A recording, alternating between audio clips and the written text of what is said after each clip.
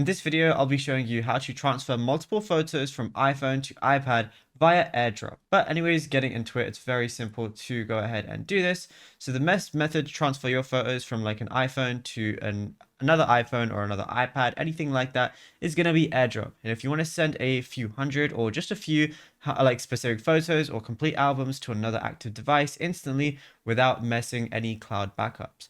So what you want to do first is swipe down on the top right of your screen, and what we're going to do is turn on AirDrop. Now, AirDrop has to be on both devices that you're going to be doing this on. If I long press on it, I can, press it again, and then I can press this little toggle, switch it to everyone for 10 minutes or switch it to contacts only. It's up to you, but you can just do it for everyone for 10 minutes and it's only going to be on for that little period. Then what we want to do is go over to our photos application and then find any photos that you actually want to do this with. So I'm going to go ahead and find some right now. Select the photos that you want, and then on the bottom left, go ahead and click share.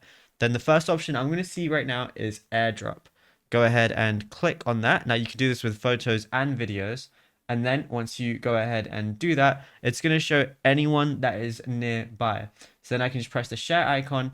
Then once I select AirDrop, this is going to be the flash pop-up. And all I got to do is click the person's name or the iPhone name, and then they're going to get like basically a little prompt on their phone saying, do you want to accept this AirDrop or this share? Go ahead and press yes on their iPhone or iPad, and then you'll be good to go. Now, if you found this video helpful, be sure to drop a like and subscribe. And also be sure to check out all our other tutorials that we've been posting on the channel as well.